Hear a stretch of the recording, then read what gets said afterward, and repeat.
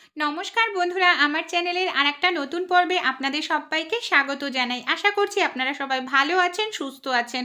আজকে আমি আপনাদের সঙ্গে এমন কিছু ছোট ছোট কিচেন টিপস শেয়ার করব যেগুলো আমাদের সংসারের প্রত্যেক দিনের কাজগুলোকে সহজ করতে সাহায্য করবে, এমনকি কাজগুলো দ্রুত আমরা শেষ করতে পারবো। তাহলে চলুন আমরা কিচেন টিপসগুলি দেখে নিই। প্রথমে যে টিপসটি শেয়ার করছি, আমাদের বাড়িতে যে ছোট বাচ্চারা আছে কিংবা বড়রা, আমরা অনেকেই কিন্তু চুইংগাম খেয়ে থাকি। কিন্তু দেখা যায় ছোট বাচ্চারা দুষ্টুমি করে যেটা করে, চুইংগাম কোনো হয়তো জামার মধ্যে এইভাবে লাগিয়ে দেয় কিংবা চুলে লাগিয়ে ফেলে। আর এইভাবে যদি জামাতে কিংবা চুলে চুইংগাম লাগিয়ে দেয়, এটা কিন্তু ছাড়ানো খুবই মুশকিল হয়ে পড়ে, আর সহজে চুইংগাম কিন্তু উঠতেও চায় না। তাই এই সমস্যাটির মধ্যে কিভাবে এই সমস্যাটির সমাধান করতে পারবো তারই একটি ছোট্ট টিপস আপনাদের সঙ্গে শেয়ার করছি। এখানে যে চুইংগামটা আছে দেখুন, সহজে কিন্তু উঠছে না, অনেক সময় কাপড়ও ছিঁড়ে যায় টানাটানি করতে গেলে। তাই চুইংগামটা যাতে খুব সহজেই উঠে যায়, এর জন্য আমাদের বাড়িতে যে এই ধরনের যে কোল্ড ক্রিমগুলো থাকে বা অয়েলি কোনো ক্রিম ইউজ করতে পারেন, না হলে নারকেল তেল, কিন্তু তেল দিলে অনেক সময় জামা কাপড়ে দাগ লেগে যাওয়ার সম্ভাবনা থাকে। তাই কিন্তু ক্রিমটা যদি ব্যবহার করেন তাহলে কিন্তু জামা কাপড়ের মধ্যে কোনো রকম দাগ লাগবে না, এমনকি জামা কাপড় জল দিয়ে ধুলে ক্রিমের দাগটা উঠে যাবে। আমি এরকমই একটি অয়েলি ক্রিম এখানে, যেখানে আমার চুইংগামটা লাগানো রয়েছে সেই জায়গাটায় এইভাবে লাগিয়ে নিচ্ছি। অয়েল ক্রিম লাগানোর কারণে চুইংগামটা কিন্তু খুব সহজেই উঠে যাবে। আমি আবারও বলছি, আপনারা তেলও কিন্তু ব্যবহার করতে পারেন। দেখুন কত সহজেই আমার চুইংগামটা উঠে যাচ্ছে। এইভাবে যদি কাপড়ের থেকে চুইংগামটা তুলে ফেলেন তাহলে কিন্তু কাপড়ের মধ্যে কোনো রকম দাগও থাকবে না। আরেকটু সামান্য রয়েছে, এর জন্য আমি আরেকটু ক্রিম ব্যবহার করছি। এখানে আপনারা আরও একটি টিপস অ্যাপ্লাই করতে পারেন, বরফ। আমাদের ফ্রিজের মধ্যে যে বরফ থাকে, চুইংগাম যেখানে লেগেছে সেখানে যদি একটু বরফ দিয়ে দেন তাহলেও কিন্তু খুব সহজেই আপনার চুইংগামটা কাপড়ের থেকে উঠে যাবে। ছোট্ট টিপস কিন্তু ভীষণ উপকারী, অবশ্যই অ্যাপ্লাই করবেন। আমার এখানটায় আমি জল দিয়ে ধুয়ে ফেললে ক্রিমের দাগটাও কিন্তু চলে যাবে। টিপসটি ভালো লেগে থাকলে অ্যাপ্লাই করবেন। চলুন পরবর্তী টিপসটি আমরা দেখে নিই। আমাদের বাড়িতে যে এই ধরনের জলের বোতলগুলো থাকে, এরকমই পুরনো একটি জলের বোতল কিংবা কোল্ড ড্রিঙ্কসের বোতল আমি নিয়েছি। এখানে কোল্ড ড্রিঙ্কসের বোতল আমি নিয়েছি। কোল্ড ড্রিঙ্কসের বোতলটাকে আমি এখানে দেখুন এইভাবে ঠিক কেটে নেব, পুরো সোজাসুজি করে নয়, এরকমভাবে আমাদের কেটে নিতে হবে। দেখুন আমার কিন্তু বোতলটা কাটা হয়ে গেছে, এইভাবেই ঠিক কাটতে হবে। তাহলে এই বোতলটাকে কি কাজে ব্যবহার করব চলুন তাহলে আমরা দেখে নিই। আমাদের বাড়িতে যে আটার পাত্র থাকে, অনেক সময় কিন্তু আমরা হাত দিয়ে আটা তুলে নিই কিংবা অনেক সময় বাটি ব্যবহার করি, সেই বাটিটা আবার পরবর্তীকালে আমাদের সরিয়ে নিতে লাগে। কিন্তু এই ধরনের যে আমাদের বাড়িতে এক্সট্রা কোল্ড ড্রিঙ্কসের বোতলগুলো থাকে, এগুলো তো ফেলেই দিই, কিন্তু এই বোতলগুলো দিয়ে যদি এরকম একটি অর্গানাইজার তৈরি করে নিই, খুব সহজেই দেখুন হাত না লাগিয়ে কিন্তু আমরা আটাটাকে তুলে নিতে পারছি। অনেক সময় জলের হাতে আটা তুললেও কিন্তু দেখা যায় জলটা আটার মধ্যে পড়ে, আটাটা নষ্ট হয়ে যায়। তাই হাত না লাগিয়ে কিন্তু আপনারা এই পদ্ধতিটি অ্যাপ্লাই করতে পারেন। খুব সহজে আটাটা আপনারা যতটা প্রয়োজন ততটা তুলে নিতে পারবেন। টিপসটি ভালো লেগে থাকলে অবশ্যই অ্যাপ্লাই করতে পারেন। এটার জন্য কিন্তু আপনাদের কোনো রকম পয়সা খরচা করতে হচ্ছে না। পরের টিপসটি তাহলে চলুন দেখে নিই। আলু ছোলার জন্য তো আমরা প্রত্যেকেই এই ধরনের ছুরি, পিলার, এমনকি বটি ব্যবহার করে থাকি, যেটা দিয়ে আলু ছুলতে গেলে আলুর খোসার সঙ্গে বেশ কিছুটা পরিমাণ আমাদের আলু কিন্তু নষ্ট হয়। আজকে যে টিপসটি শেয়ার করব, আমাদের বাড়িতে যে এই ধরনের তারের স্কচব্রাইটগুলো থাকে না, দেখুন এটা কিন্তু নতুন স্কচব্রাইট বাসন মাজার জন্য নয়, আমি এটা সবজির নানা রকম কাজে ব্যবহার করে থাকি। এটার সাহায্যেও কিন্তু আলুর খোসা আমরা খুব দ্রুত ছাড়িয়ে নিতে পারি। দেখুন, আর এইভাবে যদি আলুর খোসা ছাড়াই তাহলে কিন্তু একটু আলু নষ্ট হবে না, সেকেন্ডের মধ্যেই আপনারা একটি আলুর খোসা ছাড়িয়ে নিতে পারবেন। আর আলুর খোসাটা কিন্তু খুব সুন্দর পরিষ্কার হবে। দেখুন আমি এইভাবে আপনাদের আলুর খোসা ছাড়িয়েও দেখাচ্ছি, কত অল্প সময়ের মধ্যেই আমার কিন্তু আলুর খোসাটা ছাড়ানো হয়ে গেল। আপনারাও এই টিপসটি কিন্তু অ্যাপ্লাই করে দেখতে পারেন, সময়ও কম লাগে আর আপনাদের কিন্তু আলুও নষ্ট হয় না। দেখুন মানে 1 সেকেন্ডও সময় লাগে না আপনার একটি আলুর খোসা ছাড়াতে। কত সহজেই আমার আলুর খোসাটা ছাড়ানো হয়ে যাচ্ছে, এমনকি আলু নষ্ট হচ্ছে না। টিপসটি ভালো লেগে থাকলে আপনাদের বন্ধু বান্ধবদের সঙ্গে অবশ্যই শেয়ার করবেন। পরবর্তী টিপসটি তাহলে চলুন দেখে নিই। আমরা আলমারিতে শাড়ি জামা কাপড় ভালো রাখার জন্য আমরা যেটা করে থাকি, ন্যাপথলিন ব্যবহার করে থাকি, যাতে আলমারিতে কোনো রকম পোকামাকড় বিশেষ করে আরশোলা যাতে শাড়ির মধ্যে না ঢোকে বা বাজে গন্ধ দূর হয়ে যায়। কিন্তু আমরা যদি ন্যাপথলিন এইভাবে ডাইরেক্ট শাড়ির মধ্যে কিংবা জামা কাপড়ের মধ্যে দিয়ে দিই, অনেক সময় কিন্তু দেখা যায় শাড়িতে জামা কাপড়ে না ন্যাপথলিনের একটি দাগ সৃষ্টি হয়ে যায়। অনেক সময় সেখান থেকে কিন্তু কাপড় হোক কিংবা জামা কাপড় পচতেও শুরু করে।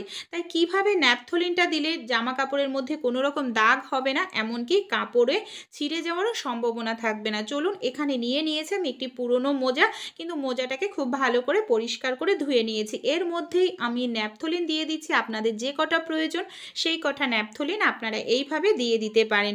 মোজাটা যেহেতু পাতলা হওয়ার কারণে ন্যাপথলিনের গন্ধটা কিন্তু খুব সহজেই মোজার ভেতর থেকে বাইরে বেরিয়ে আসতে পারে। এবার আমরা এই মোজাটাকে আলমারির যে কোনো এক শাড়ির ভাঁজে যদি এইভাবে ঢুকিয়ে দিই বা কোনায়, তাহলে কিন্তু সব শাড়ির মধ্যে আমাদের ন্যাপথলিনের গন্ধও থাকবে, এমনকি আরশোলা পোকামাকড় অন্যান্য জীবাণু ব্যাকটেরিয়াও আমাদের শাড়ির আশেপাশে থাকবে না। সেই সঙ্গে কিন্তু শাড়ি থেকে কোনো রকম দুর্গন্ধও বেরাবে না, শাড়িতে জামা কাপড়ে কোনো রকম দাগের সৃষ্টিও হবে না। ছোট্ট টিপস কিন্তু ভীষণ উপকারী। চলুন পরবর্তী টিপসটি আমরা দেখে নিই। এখানে দেখুন, গ্যাসের ওপর আমি একটি তাওয়া বসিয়ে দিলাম। এই তাওয়ার মধ্যে আমি এখানে দিয়ে দেব 3 চামচ পরিমাণ নুন। যে নুন আমরা রান্নায় খেয়ে থাকি সেই নুন আমি এখানে নিয়ে নিচ্ছি।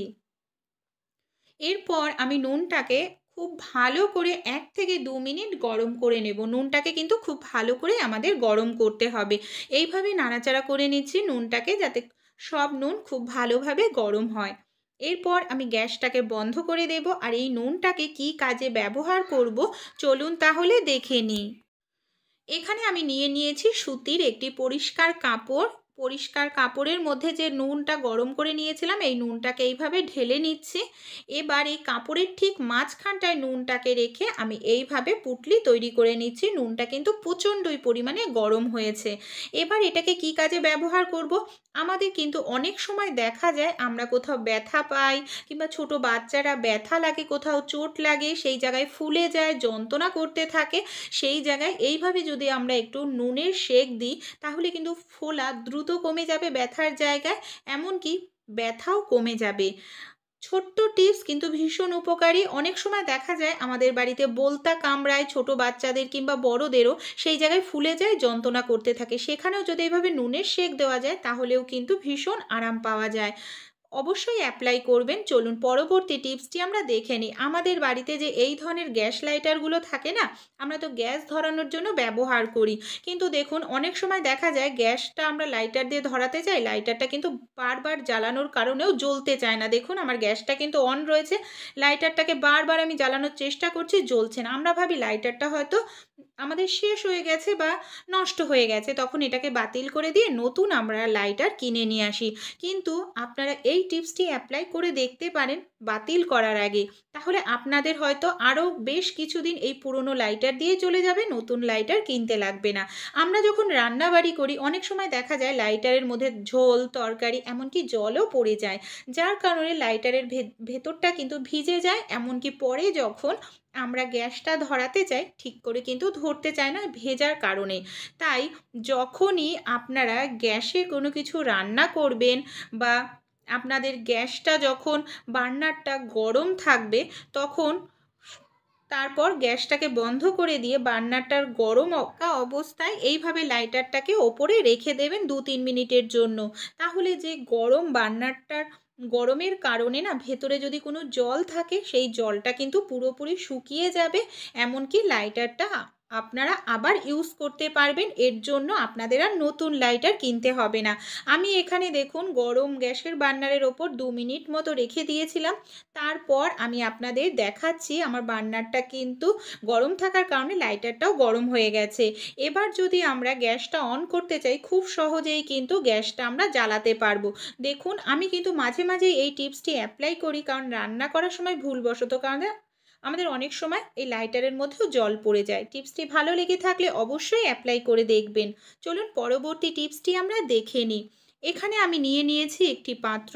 পাত্রের মধ্যে আমি নিয়ে নেব সামান্য পরিমাণ টুথপেস্ট। যে কোনো টুথপেস্ট যেটা আপনারা ব্যবহার করেন সেই টুথপেস্টটি এখানে নেবেন। আমি সামান্য পরিমাণে করে দেখাচ্ছি, আপনারা চাইলে বেশি পরিমাণে করে নিতে পারেন। এর মধ্যে সামান্য পরিমাণ আমি দিয়ে দিলাম হলুদ আর সামান্য পরিমাণ নুন, যে নুন আমরা রান্নায় খেয়ে থাকি। আরও একটি উপকরণ দেব, এখানে আমি দিয়ে দেব সামান্য পরিমাণ সরিষার তেল। এখানে কিন্তু সরিষার তেলটাই দিতে হবে।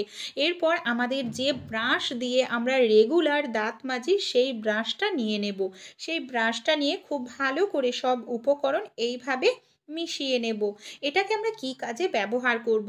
অনেক সময় দেখা যায় শীতকালে কিংবা অনেক সময় হয়, আর অনেকের কিন্তু শীতকালে দেখা যায় এই সমস্যাটি বেশি দেখা দেয় যে আমাদের দাঁতের মাড়ি ফুলে যায়, দাঁত দিয়ে যন্ত্রণা করতে থাকে, কিছু খাওয়া যায় না, এমনকি দাঁতের মাড়ি থেকেও রক্ত বেরোয়। এইভাবে যদি পেস্টের একটি মিশ্রণ তৈরি করে নেওয়া যায়, তারপর যদি সকাল এবং রাতের বেলা খাওয়ার পর দাঁত ব্রাশ করেন, তাহলে দেখবেন এই সমস্যাটি অনেকটাই কমে গেছে। কারণ নুন দাঁতের মাড়িতে যদি কোনো ব্যথা হয় বা ফুলে যায়, সেই সমস্যা ব্যথা দূর করতে সাহায্য করে, কোনো রকম জীবাণু ব্যাকটেরিয়া থাকলে সেটাকেও ধ্বংস করতে সাহায্য করে। সেরকম হলুদ তো আমরা প্রত্যেকেই জানি, হলুদ কিন্তু ব্যাকটেরিয়া দূর করতে সাহায্য করে। সরিষার তেলও কিন্তু আমাদের দাঁতের জন্য ভীষণ উপকারী। অবশ্যই টিপসটি অ্যাপ্লাই করবেন।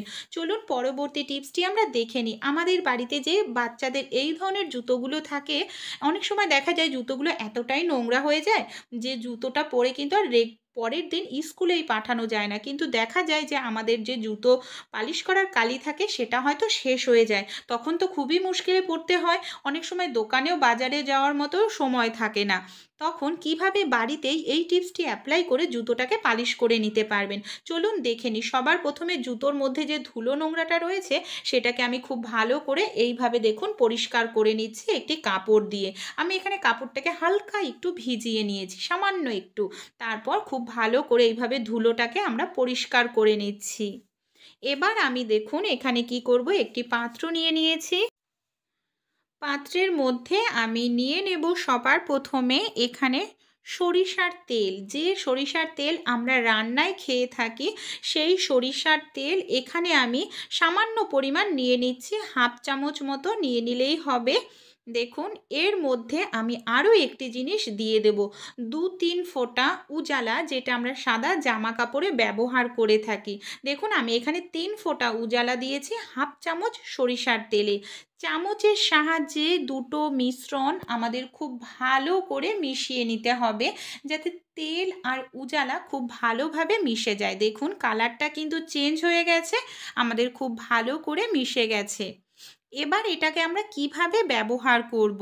এখানে আমি নিয়ে নিয়েছি সামান্য পরিমাণ তুলো।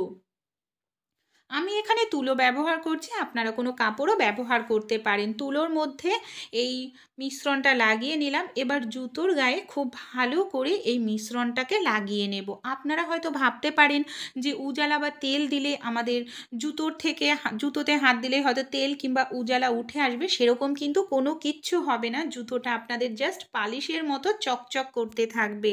সবার প্রথমে জুতোতে খুব ভালো করে আমি এইভাবে লাগিয়ে নিলাম। এবার আবার সামান্য পরিমাণ শুকনো তুলো নিয়েছি, তুলো নিয়ে এটাকেই খুব ভালো করে এইভাবে আমি ডলে নেব, যাতে সব জায়গায় খুব সুন্দরভাবে এই মিশ্রণটা লেগে যায়। দেখুন খুব ভালোভাবে লেগে গেছে এই মিশ্রণটা। দেখুন এবার আমি হাত দিয়ে আপনাদের মুছেও দেখাচ্ছি, একটু কিন্তু তেল কিংবা উজালা কিছুই কিন্তু উঠে আসছে না, এতটাই সুন্দরভাবে আমাদের জুতোটা পালিশ করা হয়ে গেছে। আর দুটো জুতোর মধ্যে পার্থক্য দেখেই বুঝতে পারছেন আপনারা। এইভাবে আমি দুটো জুতোই কিন্তু পালিশ করে নিয়েছি। ভালো লেগে থাকলে টিপসটি অবশ্যই অ্যাপ্লাই করবেন আর আমাকে কমেন্ট করে জানাবেন যে টিপসগুলি আপনাদের কীরকম লাগলো।